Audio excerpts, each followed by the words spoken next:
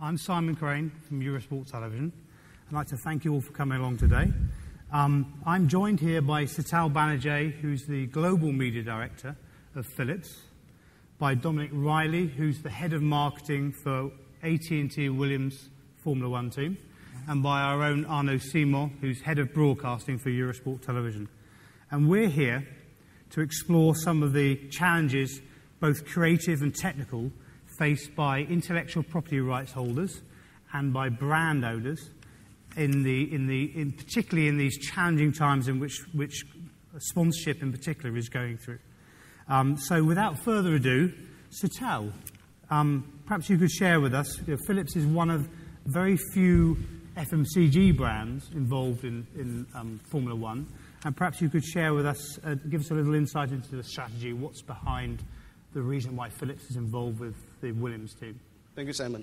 Thank you, ladies and gentlemen. But before I answer that question, here's an answer to what I picked up in one of the festival booklets. Okay, it said, if you want to pick up who the clients are at Cannes, look for people who are clothed in the most dull colors and the darkest of suits. Now, here's an answer to that. Even my tie is hanging loose, guys. Yeah. But to come back to your question, I think I would term F1 as a pet sport. Pet because it stands for precision, stands for technology, and both these together are brought in front of the audience in a very exciting package. Okay? Now, Philips as a brand, though we are not just an FMCG brand, we are into white goods, into brown goods, etc., but we are a consumer brand. We are a brand with deep roots in technology. Precision is what sets us apart. And both these, again, are brought together in an exciting way. And the excitement really is in trying to drive innovation and to ensure that whatever products we bring to the consumers is based on very specific consumer insight. And that's simple to experience. So I think there's a perfect fit between F1, for the reasons I stated, and Philips. Okay, I think the majority, if not all of us, will fully understand and appreciate that. But just turning to you, Dominic, what does F1 offer sponsors in particular, and what are the creative opportunities they can get engaged in your view?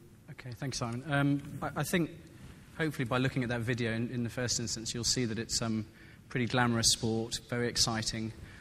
Some crashes, some exciting overtaking manoeuvres and stuff like that. But I think ostensibly, as a TV platform, Formula One is the largest global sport from an annual perspective on television, and has more viewers than any other sport, with the exception of the Olympics and the FIFA World Cup, which of course only take place every 4 years.